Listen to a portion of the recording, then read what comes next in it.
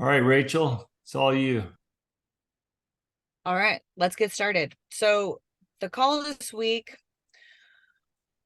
we're going to call on everybody by name. I'm just kidding. We were just talking about how that freaks people out. So, all right, we won't call everybody by name, but tonight we are going to be talking about how to expand your brand. That is going to be the focus of this week's talk and conversation.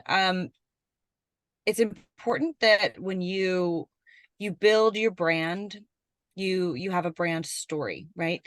And a lot of people that I work with in marketing all the time, we talk about branding the business, and then we also talk about branding the owner or the founder or the co-founder, building that personal brand alongside the brand of the business. And how do you do that in a way that is complementary? Because a lot of people that I talk to who are business owners, they have a problem differentiating themselves from the brand. And so a lot of the times the conversation is, well, I am the brand. So let's say for Instagram, for example, they have one Instagram and it's either their personal that then got taken over by their business, or it's a business that then got taken over by their kind of content that's more personal. So I work with clients all the time to figure out, how do you expand your brand that's separate than your business brand? So that's sort of where I'm approaching this conversation that we're going to have tonight. And ultimately, the reason that this matters is because your brand should boost your bottom line. Your brand should help you make more sales, whether it's your personal brand, because you're letting people get to know you better and they're building up more trust with you, or it's a strong brand in your company, in your business, so that people are having higher brand recognition, higher brand awareness, higher brand engagement, and buying from you more. Either way, it should boost your bottom line. So I want to talk about that and think about it in those two different swimming lanes that should go alongside each other. And every once in a while, they might overlap in a complementary way, but neither should overpower the other. And so that's like the good rule of thumb. And I think Instagram is a really good example, a tangible that people can kind of wrap their heads around. But we're going to talk about, other examples, other expressions of your brand, right? And as we go through this conversation tonight. So just give me like a quick heads up here that remind me, we have discussed the golden circle, right? I don't need to go through that again. That's old hat for everybody, right? Go ahead and either put it in Uh, the chat or give me a thumbs up on that. Rachel, I think you need to give us a recap on it. Okay. All right. I can Right. absolutely give a recap on the golden circle. Um, I'm going to totally nerd out on everybody tonight. I can't remember which episode in the past I talked about this on. So I will put a visual. Visual. Is anybody else hearing the echo? Oh, it's gone now. Okay. I'll put a visual in the back end of Y.E.S so that everybody can see it. But I want you to think about three overlapping circles as a visual. And it's the middle. It's almost like when you see a cutout of like the sun or the earth, and you've got like the middle and then outer rings. So the middle is Y, the the center is Y, the next ring out is how, and the next ring out from that is what. So if you think about, and this was something, it was one of the very first TED Talks that Simon Sinek gave. And Simon Sinek, I think we're getting some head nods. People know who I'm talking about. But this really revolutionized the marketing world and the way in which we talk about brands. He made the brilliant point. He wrote a book about it too. I'll also put that in the chat. He said that most brands talk about from the outside in. They talk about what they are, how they do it, and then they may or may or not get to the middle of why they do it. The reason that people talk that way about brands, it's not that they're trying to be ineffective. It's just that the what is the neocortex of the brain. It's like your rational thinking, it's your analytical thinking and language. And so people think and talk about brands like features and benefits, like what we are and how we are good for you, right? But the middle, the why, that's more of your limbic brain. In your limbic brain is like trust and your gut feelings, right? And what you believe. So Simon Sinek says, and I believe and agree with him, that it's more powerful when brands start with the middle, start with dealing with the why, the limbic brain. If you say why your brand is important, what you believe, and you appeal to people with their feelings and that gut feeling, and then you like get their loyalty, then you talk about how you do it. And then, oh, by the way, we just happen to sell this product. You want to buy it, right? So you're appealing to what they believe. And so that was the golden circle. And he uses the example in the TED Talk about Apple being a great example of a product, of a brand, of a company that talks from the why to the how to the what, the in to the out. So, and he also says people don't buy what you do, they buy why you do it, which is a really easy sentence to remember.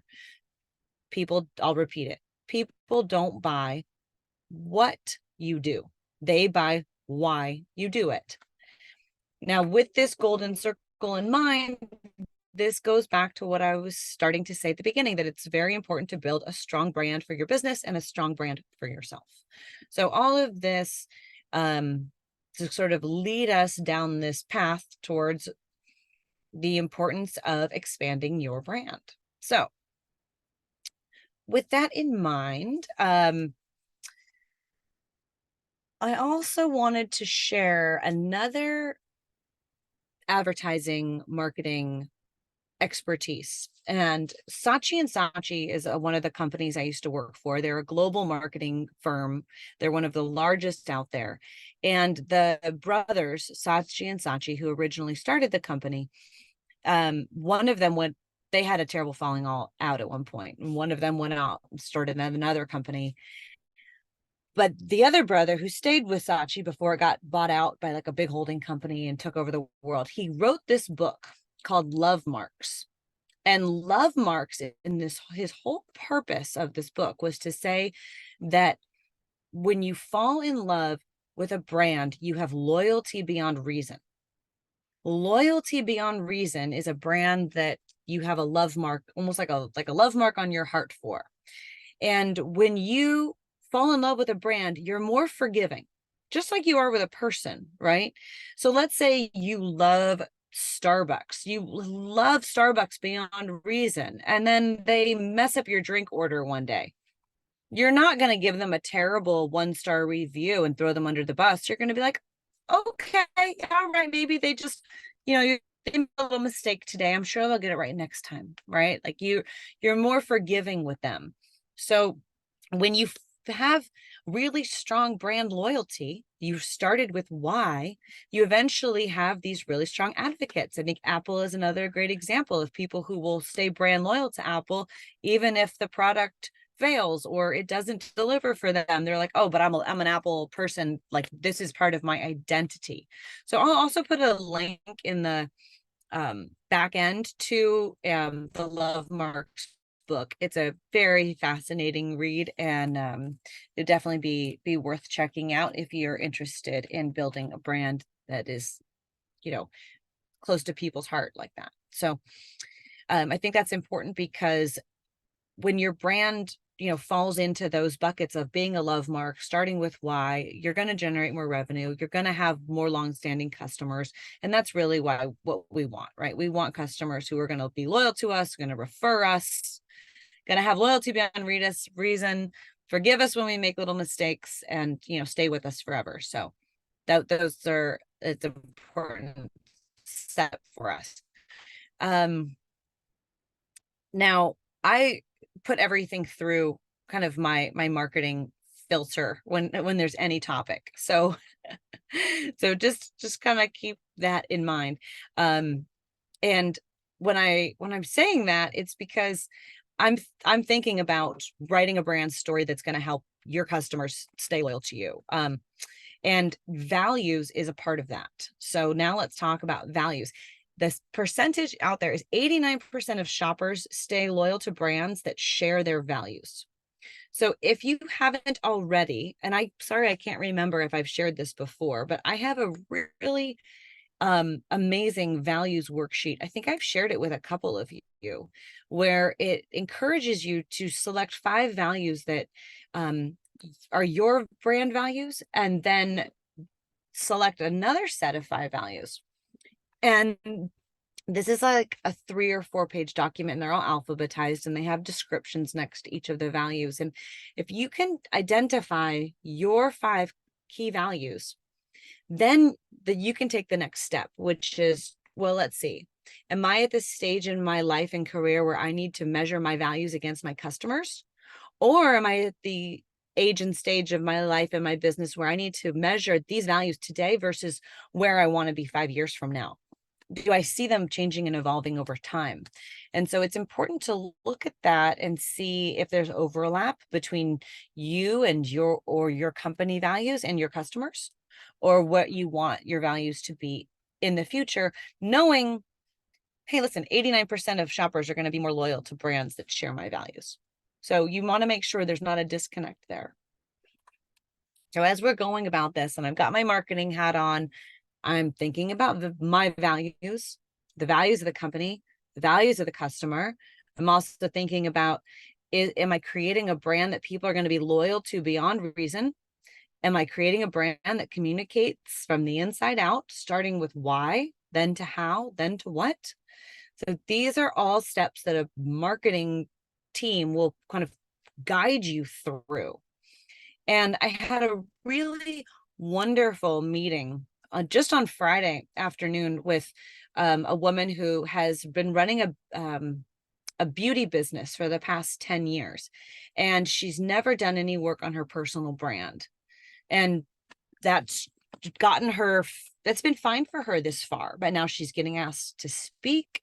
She doesn't know how to differentiate herself from the brand, and she knows she needs coaching and training and help to figure this out. So it was the beginning of her journey. And I mentioned that just so that you know that it's never too late to start this journey. It's not like you have to figure it out before you start your business. You could be a year in, you could be 10 years in.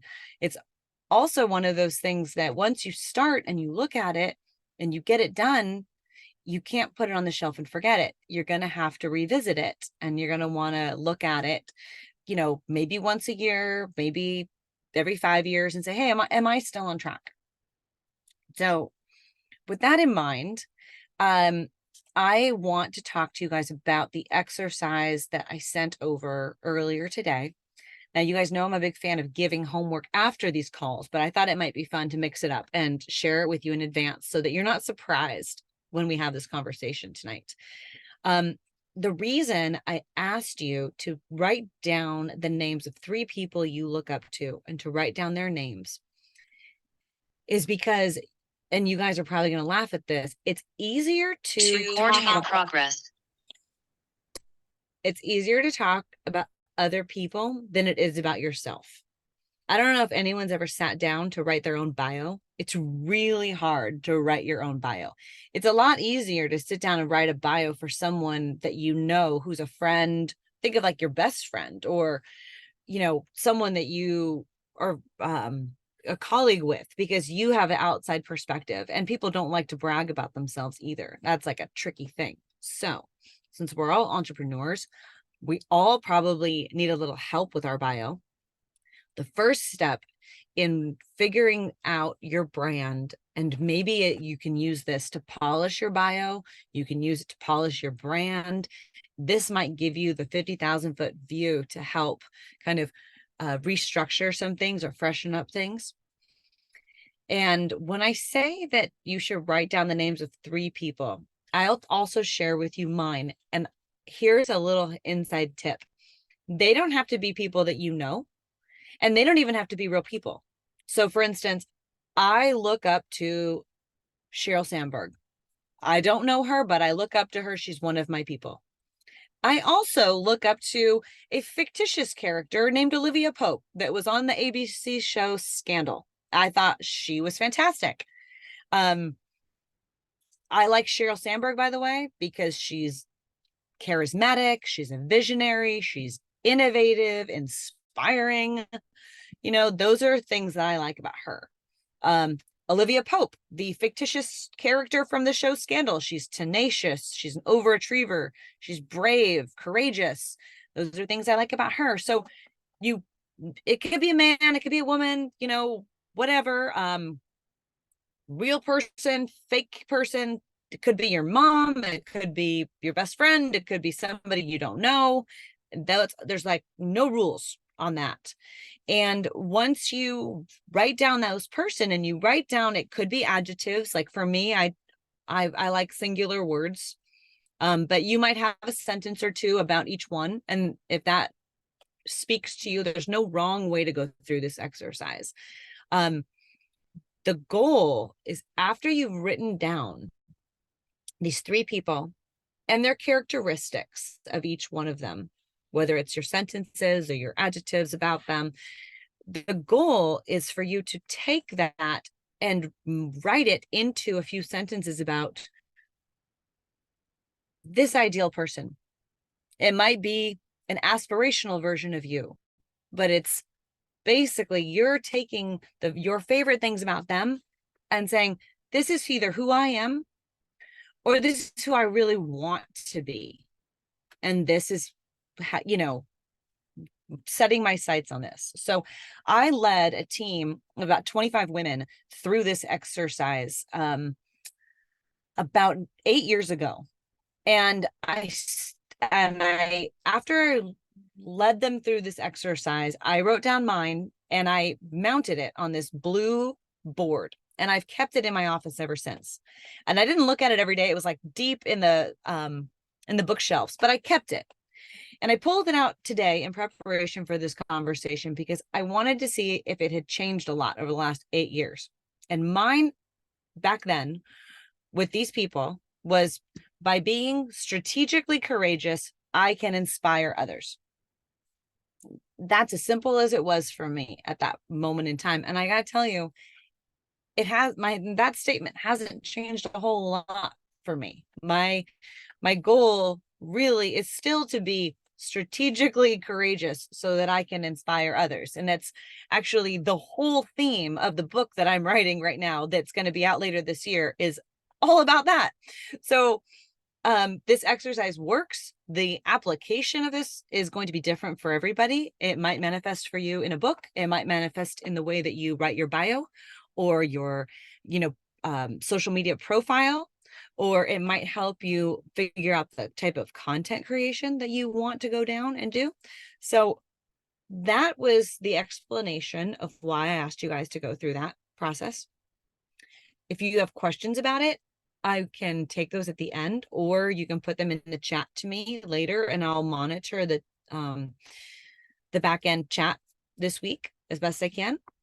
And this then leads me to the next homework part, which wasn't the pregame work, but it's the homework part.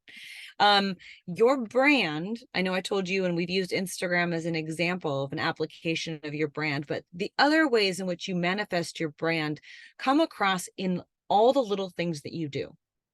And I can laundry list them all for you, but it's everything from the type of, let's say, the colors that you choose to wear. It says something about your brand every single day. So this might mean that you decide to clean out your closet because you decide that orange is not your color, and you somehow collected over the years a bunch of orange t-shirts that are like no longer serving you, right? Your holiday card that you send out says something about your personal brand. The types of brands that you wear on your hat says something about you. The way you keep your car, if you are one of those people that, I'm in Orange County. So, right, if I'm like a clean car person versus a dirty car person, I know it's different in the country, but does say something about your brand, that the brand of sneakers that you wear or boots that you wear, right? It's all part of the package. So as I transition into the homework, I want you to think about all those different touch points where people see you.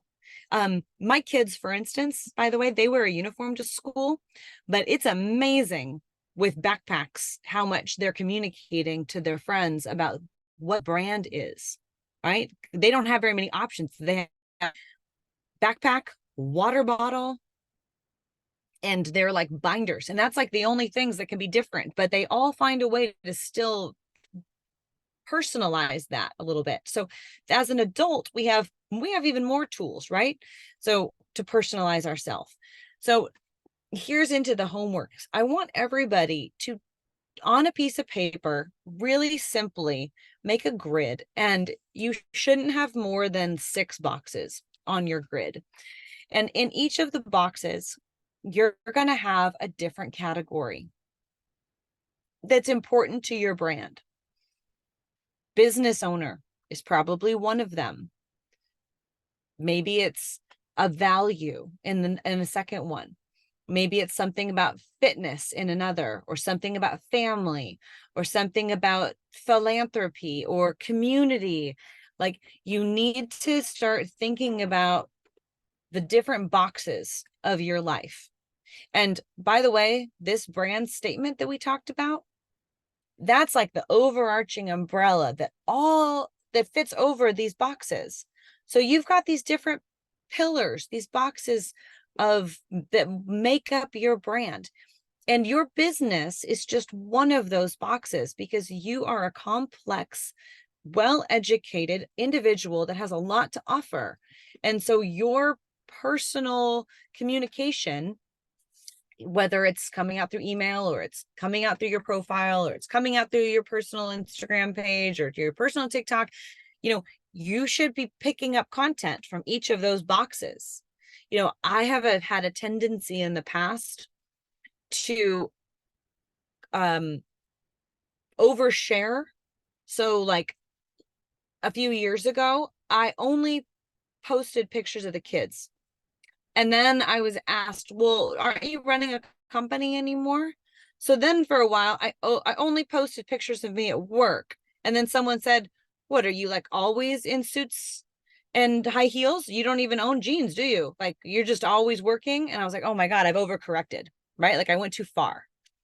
So, it's not an exact science, and you're going to have to find the balance that works for you and your audience that's paying attention to you and watching from you, and, is being inspired by you and is purchasing from you. So that is you're going to have to kind of have a plan, but be flexible and nimble to make adjustments along the way. And part of that is getting out of your own way. Another personal example from me is I always saw myself as a business person first. And when the pandemic hit in 2020, and I quickly had to shift from, basically my Louboutins to my Lululemons every day, I had a total crisis of character. And who am I? Am I still a business person if I'm in my athleisure wear every day? Does that still qualify me? I'm not putting on my uniform of my war paint every day to go to business battle. Well, it took me a while to figure out that, yeah, I can still do business and wear a baseball hat and be at the baseball field.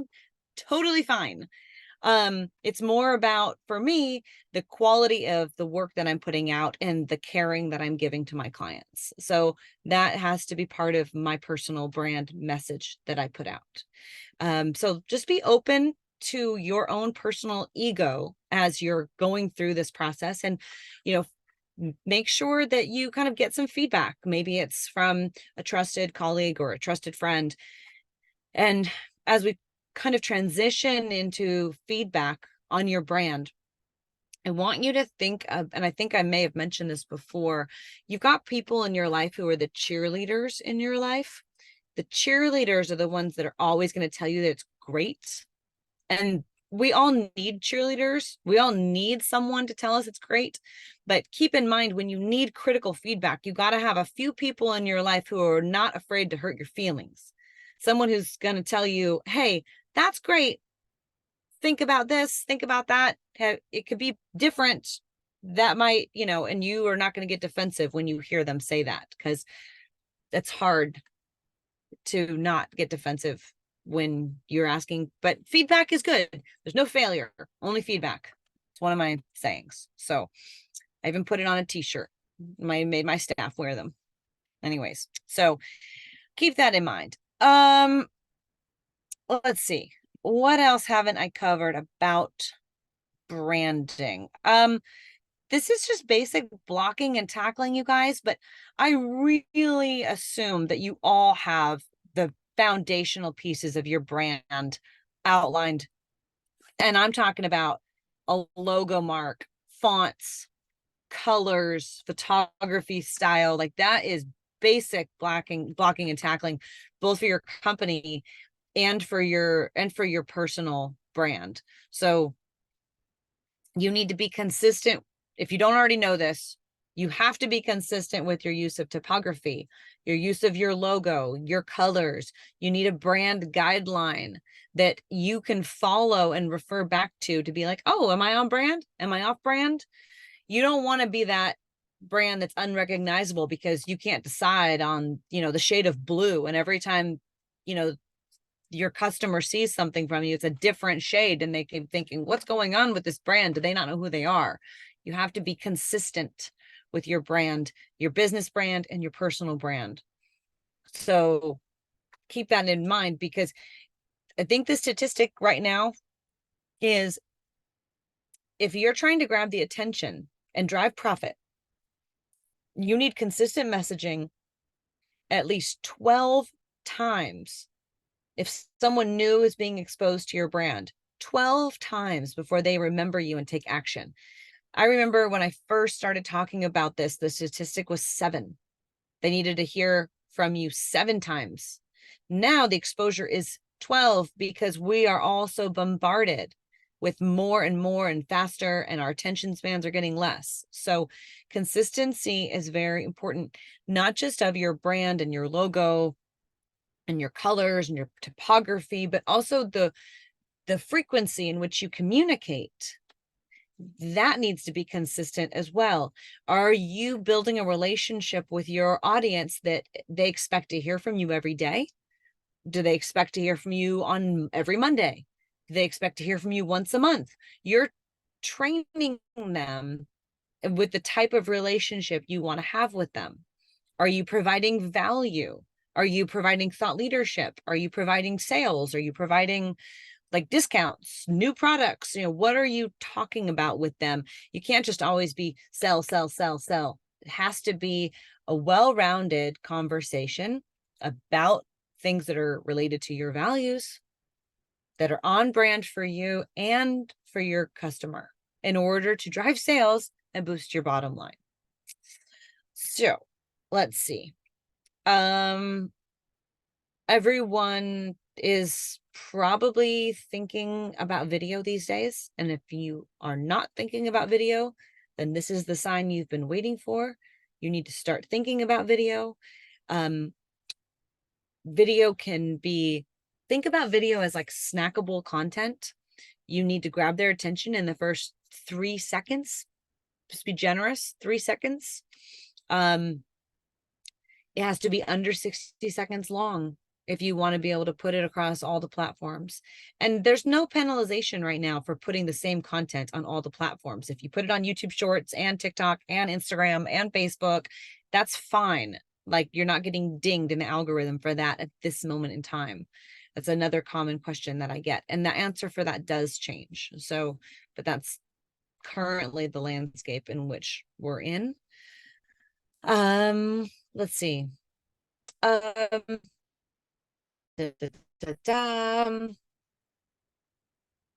Let's see. Oh, as you're presenting, by the way, all that content across all those platforms, I would imagine that you're doing it on the same day or within the same hour, and you're doing it consistently the same. So make sure that is part of it. And, a strong brand really has incredible power.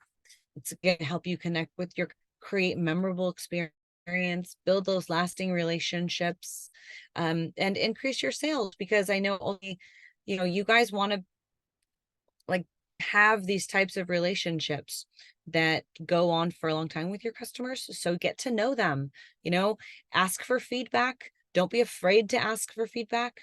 And if you ever want to run something by, this team, as your little informal focus group, I think you should feel free to do that. So, as I kind of wrap up the lecture for today, I want to talk about what should you do next, right? So I want you to go through the exercise of writing down the names of the 3 people and the adjectives that go with them, working on your brand personal statement. I'm going to send you the link to the Golden Circle. I'm going to send you the link to Love Marks so you can watch those videos or read those books. I want you to double check that your brand toolbox is up to date with all those fonts and colors and logos that you need. I want you to think about your personal brand and work on those 6 boxes of types of content that you're putting out there into the world, and how they complement each other and how it works together to all ladder up to your personal brand statement. And I want you to remember to use this group as an informal focus group if and when you need us, because this is a 2-way communication, and we want to see all of you succeed. So that's my pitch. And now we can open it up to feedback, thoughts, questions, all the things. Thanks, Rachel. As you guys pull together your thoughts and questions, I'll just give an example for myself, something I was dealing with this week. I love the talk, by the way, Rachel. It's really important that everybody consider these things, regardless of what you're in. I'm looking at everybody here that's on the call tonight. This affects everybody. And I'm actually afraid that most people haven't gone through this exercise or the early exercise of what you called the basics, because oftentimes those things get skipped or overlooked, or they don't feel as important. And I'll just give you an example. I'm consulting for a ranch here locally that has a retail store, feed supply store, and they see a lot of customers every day. And they struggle with staff over there. And the new owners are struggling with the presentation to the customers and what the customers are seeing. At the same time, the employees are sitting there doing nothing on the phone. So the first questions were, well, what are the expectations that you gave them? Or what do they know as part of their job responsibilities? What's your mission statement and values, right? And what we found very quickly is that they didn't really have them defined. But what we did is we took as a tool, because as you mentioned, sometimes these things are in place, but maybe they're not reinforced. We went back to the original website for this company, and it has an about us. So when they had their staff meeting this week, we took that about us and said, look, this is our starting point of who we are to the community, what we represent, what we stand for, what they should expect when they come in the store, and the resource that we are. And if we use that as a foundation to start with, we can build off of that and become better and better and better, right? So we can't assume that these things are in place. But what was neat about that exercise is that it gave us a foundational element to train the staff that wasn't living up to the expectations of the new owners. And so oftentimes you create these mission statements and these value statements so that when people work for you or with you, or you have vendors that you work with, they understand what your vision and values are, and you can get them to buy into that. And then all of a sudden you're in sync with what the true identity of your company is and what you want to do. So I'm looking at Chris on screen and Jim on screen. You both have different types of businesses that you represent who you are and what your passions are. Chris, I'm thinking about your watches and this childhood passion of yours. And there's something to that, right? As if people understand that through your social media, you're not just a watch guy, you're not just flipping cool things. You really have been passionate about this your whole life, right? Does that bleed into your forward-facing marketing materials, even if it's just social media? Jim, you're starting, you're launching a brand that exists in another state. You're launching it in your state, right? So connecting those two dots together on social media of, hey, this is the brand that exists, these are their values, and this is why I align, really will bring people into that brand and what you're trying to do. So again, it's just so critically important. And if you don't have the basics figured out, come back to us and let us help you do that, or use some of the tools on the back end to do that as well, because it's just a critical thing to do. I spent 12 years working for In-N-Out Burger. I know Samantha's on the call. She was there for a while too, a couple of years, 3-4 years, something like that. But their values are quality, friendliness, and cleanliness. That's been that way since 1948. And if you go into one of those stores, you will see those three values in everything they do. Or if somebody tells you why they like In-N-Out, they'll more than likely say, oh, they got the best staff. Oh my gosh, the bathrooms are clean. Or they're always clean wherever I go. They will repeat those values without knowing those are the values of In-N-Out. And that's a superb job of identifying values and then exemplifying that through the employees and everything they do. So when you look at the long term as entrepreneurs, why this is so important is it's our guiding light and beacon of everything that we should be doing and why. And Rachel's done a really nice job of giving us those kind of stimulating thoughts. Pick these characters that you look up to and why, and build your own bio around that if you haven't done it yourself. Years ago, Rachel built out a bio and a persona for me that represented me alongside of my brand. And you still see a lot of that today. In my past life, I had another very good marketer working with me in my racing life and did the same thing when I was racing cars. My life was synonymous with my racing and my identity, right?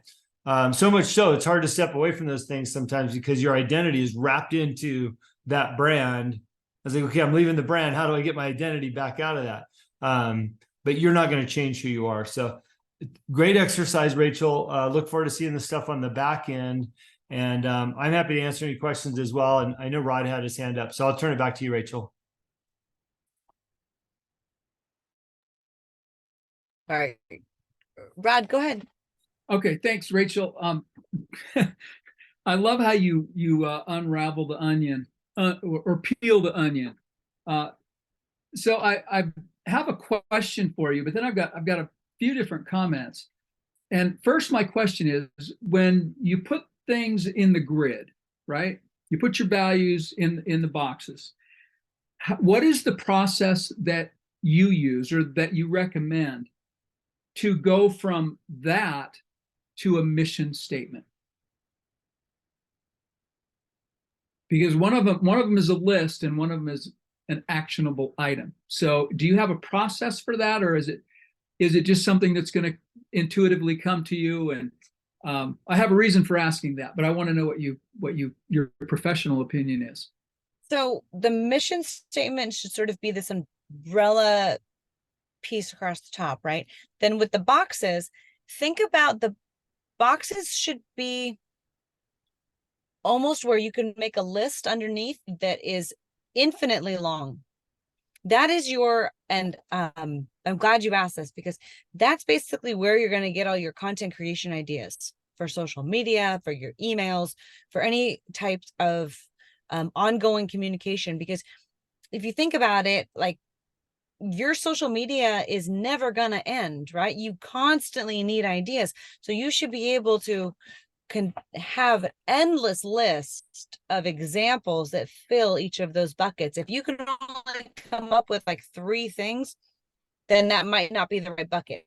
Like, that might not be the right topic, let's say you pick one of your products could be a bucket, right? And let's say you only have 3 products. Yeah. But that's still a bottomless list of things, because you can talk about the features and the benefits of the different products, the materials that are made, the usage of that product, right? Like, you can slice it up a bunch of different ways. So that's how the list works. It's all kind of under that umbrella of the brand. Does that help? Okay. Yeah. Yes, it does. I I guess I was confused when you were talking because it sounded like you could get your mission statement if you did all this work first, that it would almost create your mission statement. But I guess the two are not mutually exclusive. No, sorry. No, quite all right. All right. But because I was just going to say, I started with a mission statement and then everything else fell under that. But I could see how doing the homework first could lead you to your purpose. I think, yeah, it kind of depends on each person, like thinks differently and, goes through their own process. And when you're not working with an agency that's guiding you, whatever is most comfortable for you to start with, then start there. Because it's hard, it's intimidating to know that all this stuff has to get done, and having not gone through it, right? It's just start wherever you're comfortable. Perfect. All right. So now a couple of comments. First is, while you were talking about this, I thought, oh my gosh, my entire life, and I've done several different careers, and I've been successful in all of them by accident, right? Because it's like accidental branding, right? Accidental sales, accidental leadership. But what you're doing is you're turning it all into intentional. And what a difference. If you want to elevate the game, you go from accidental branding to intentional branding. You go from accidental marketing to intentional marketing, right? And it's just the power that's just in this lesson tonight is incredible. Once you get your mind wrapped around it. And the example I have is the one you used with why. And I have the book. I was looking on my bookshelf. I know I've got it handy here somewhere, but what is it? The answer is why. With Sorry. Yes. Start with why. Start with why. That was it. And I thought, look at this. That is nothing new. He repackaged an old idea that's been around since, I think, the 40s was the first time why do all the people buy drills and drill bits? Billions and billions are sold annually. Why do they buy a drill bit? I have no idea, but I want to know. I'm curious why. Okay, they buy a drill bit, not because they want a bit, but because they want a hole. They want a hole. That's the why. This has been around in sales. I love that. For decades and decades. But here's an author and a marketer who turned it around and said, why is that? He asked the question, and look at how remarkable of a footprint he's left by repackaging something that was already there. Yep. He's just repackaged an old idea, and we can relate to it different because we think differently. We don't all think the same. Mm-hmm. So, I mean, there's just a perfect example right there. But I want to elevate my game. And I will say that the last time you spoke, I went to video. And I realized, just because it was a matter of convenience for me, that my new branding is the guy in the dark, right? The guy in the dark who's shedding light on hard topics, right? That's part of my new brand, and it was accidental, but I've been leveraging it. I've actually had people reach out to me and say, "Oh my gosh, you're that light in the darkness," right? So being intentional gives us more power and more momentum. And I think that's something really important in all this. If we go through this exercise, it gives us new power. And thank you for bringing it tonight, Rachel, because it's just, I look forward to elevating the game every Monday night, right? It's great. I like that you brought up intentionality and intentionality bringing power, because that's part of it too. As a business owner, you've got control is a very important part of it. And if you're in control of so many things, and you're out of control of so many things, but the way you communicate about your brand is one of the things that you can control if you ask yourself the hard questions in order to figure out the answers in advance. So I think that is really important. And yeah, I mean, your early morning videos, you are the guy in the dark, but the light in the dark. Yeah. Is that what you meant? Because that's what I thought of. Yes, that's what happened. It's not what I started out to do, but it was pointed out to me that that's what's happened. And so now, yes, I'm adopting that. I'll wear it. I'll put the badge on, just like Brendan pointed out. Okay, he's the guy. I'll wear it. Rachel, you And do have speaking a of Brendan, question from Brendan. yeah, speaking of Brendan has a question. So Brendan, you're absolutely right. Yes. It has to be cohesive. That is consistent, cohesive. Absolutely. I'm not sure exactly what the question is there, except for I'm just confirming that you're correct on that, but feel free to expand. So while I was Can I thinking about un- that, yeah, can go I ahead. unmute myself?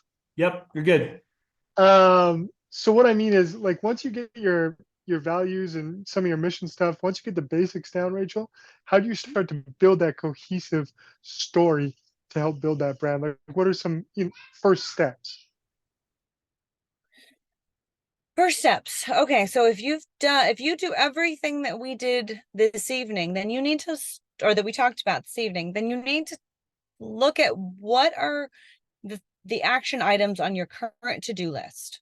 Like, do you have on your list that you need to get out an email blast, or you need to develop content for your social media, or you need to develop content for your website, rewrite your bio, update your LinkedIn, right? Like, what are your action items? Where can you start putting this new strategy and this new brand to work for you?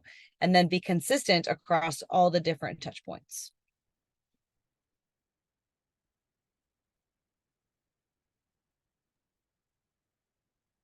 Chris, yeah, go ahead. Just unmute, Chris. Yep. I defined the thing. I haven't used this very much. So she made lots of great points, right? I used to have, I was a graphic designer for, I don't know, 8, 10 years. And once you are, you always are. Getting your logo down, your branding. Sometimes it's not so simple. People don't even know where to start. You know, they don't even have the concept. They go to an agency or just a basic graphic designer friend and they see the costs and everything. Start out simple.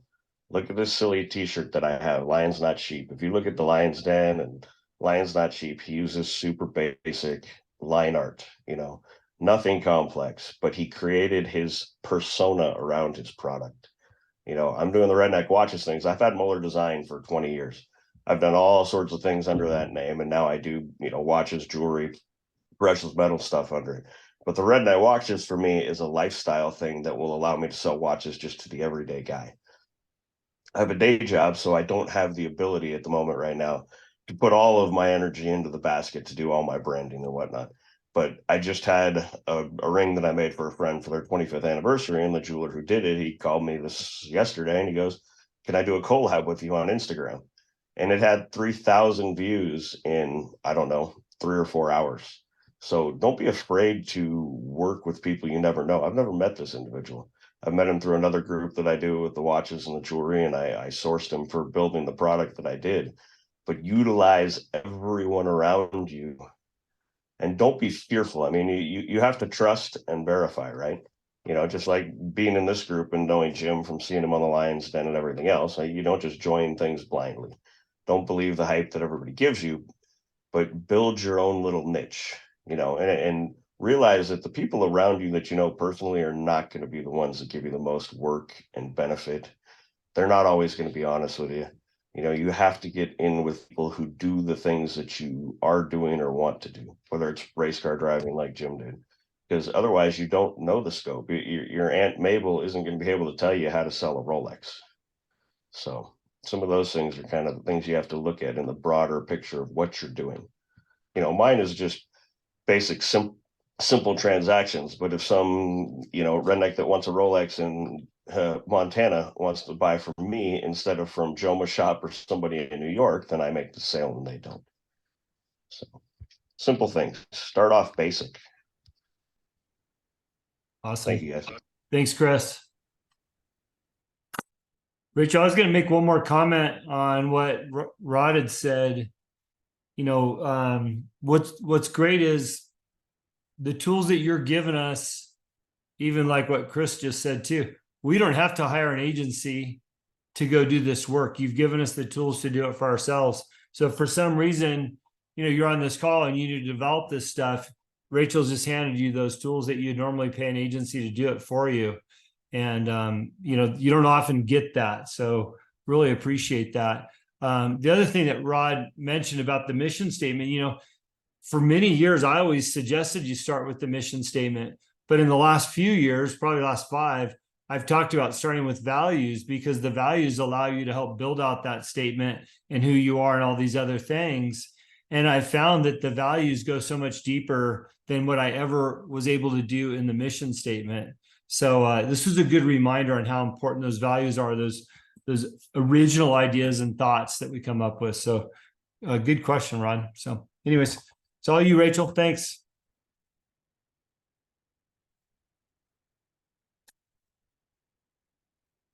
You're back on mute. Sorry, I think we are good to wrap up. I put some of the back end links into our Y.E.S memberships portal.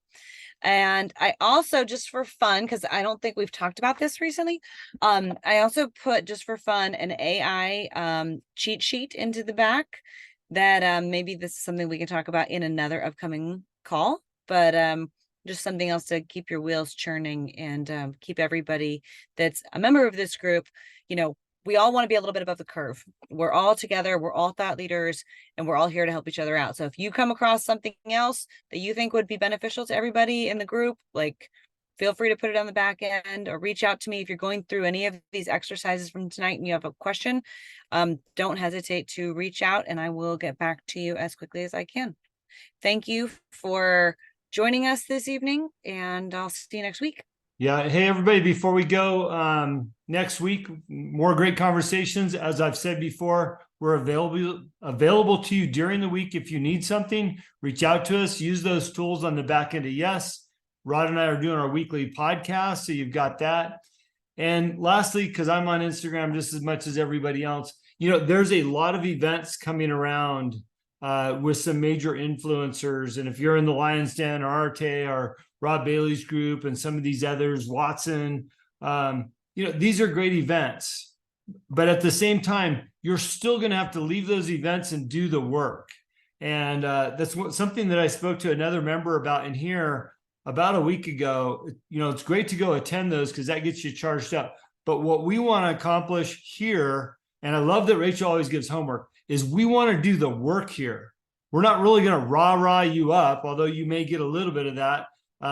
You can call me on an early morning when I've had my coffee. I might give you some more, but we want to teach you how to get the work done and put the action steps in place so that you can move further down the road after you go attend those fun seminars or whatever those things look like, or you got a good message off of a social media post. It's the work that has to eventually get done. And that's what we're more about here. So I'm happy to have everybody. The back end, please use it when you can. If you're not familiar with how it works, reach out to us. And if you know anybody that might be of value to come into this group, please send referrals our way. I know we've got a couple new people joining this week, and I hope to see them on next week's call. So I'll close with that. Thanks again, Rachel. Appreciate tonight. Thanks, everybody. Thanks, Rachel. Bye,